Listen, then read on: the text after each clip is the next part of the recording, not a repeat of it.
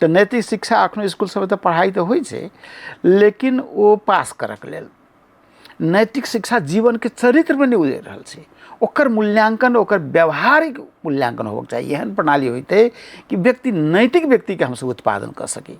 तो वो चीज केना आवा सकते? वो हेतै ओकरा शिक्षा प्रणाली में, परीक्षा प्रणाली में जोड़े पड़ते। खाली क्लासरूम में एकटा शिक्षक आबि कऽ पढ़ा दे से मात्र नैतिक शिक्षा नहीं छै।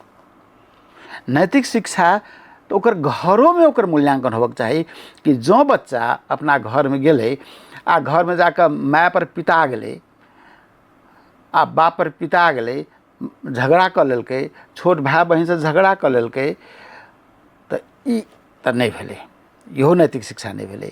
जो कोनो अनैतिक काम में चलि जाइ छै, चीट चोरिए केलकै, तो ई तो नैतिक नहीं भेलै। चाहे अन्य अन्य अनैतिक, ओकर लिस्ट लंबा भ सकैए।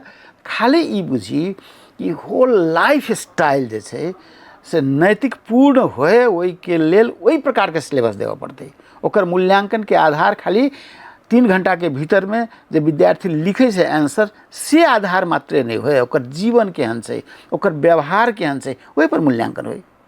क्लास में विद्यार्थी केना बैसे छै, केना उठे छै, केना बजे छै, ओकर डे टू डे लाइफ के ओकर मूल्यांकन हो। हर एक दिन के आइ कोनो विद्यार्थी बदमाशी कल के अनुशासनहीन के भेलै तो ओकरो विश्लेषण होबक चाही, किया भ सकलै, ओकर कोनो बाध्यता छै वा चरित्र में एहन आबि रहल छै।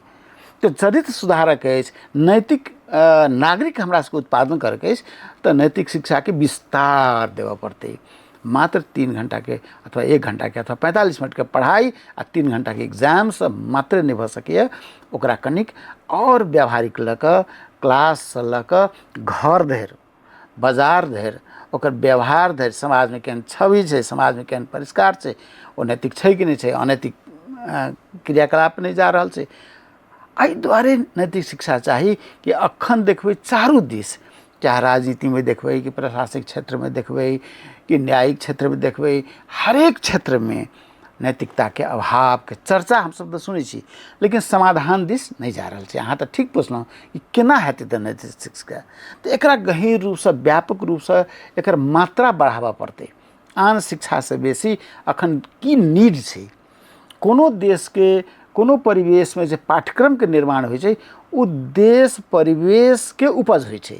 अपना सबके देश परिवेश में की भऽ रहल छै, कतऽ अभाव छै, तो नैतिकता के अभाव देखल गेलै जँ, तऽ नैतिक शिक्षा पर जोर देवे पड़ते। ओकरा